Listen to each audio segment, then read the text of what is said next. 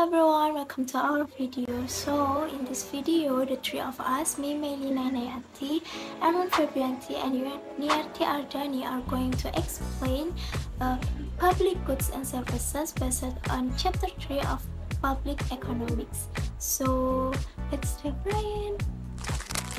So the first of all, what exactly are public goods and services? So, public goods and services are items or services provided for the benefit of everyone, where one person's consumption does not reduce availability for others. There are two main characteristics of public goods and services. First is non-rivalry, meaning one person's use does not interfere with another person's ability to use it. A good example is street lighting. And the second is not excludability, meaning it's impossible to exclude anyone from using the good, even if they don't pay it. For example, is a public park. So, because of this characteristic, the private sector often cannot efficiently provide public goods. So, in this moment, the government plays a major role in their provision.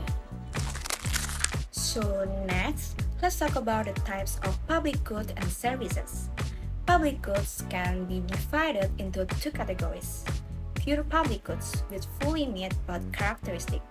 Examples include national defense, street lighting, and clean air. Quasi-public goods or semi-public goods, which have some characteristic of public good but not completely. For example, toll roads, where access can be restricted by charging a fee. We also have merit goods, like education and basic healthcare, which technically can be private but are provided by the government because they overlap social benefits. Some everyday examples of public goods are public parks, non-toll bridges, and fire protection services. All these aim to improve the general welfare of society.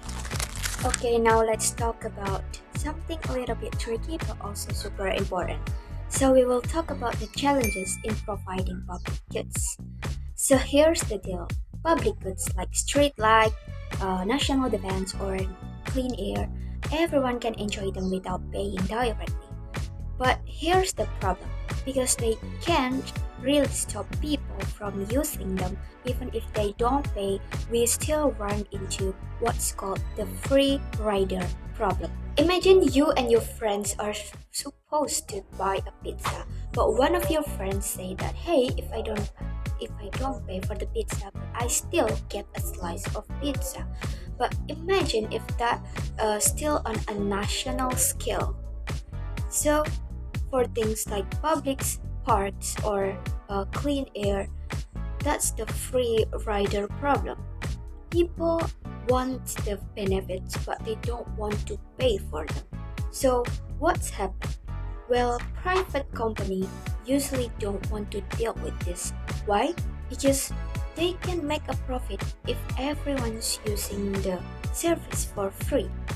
And that's why we don't have a private company who build the traffic lights or funding the army, because it just wouldn't work. And that's where the government steps in like a hero. So how they can help? First, the government directly provides essential public services, things like police protections, public schools, or firefighting services. All that stuff is usually funded and managed by the government. And the second, they collect taxes from everyone. And that's monthly salary cut. And use it to fund these goods and services.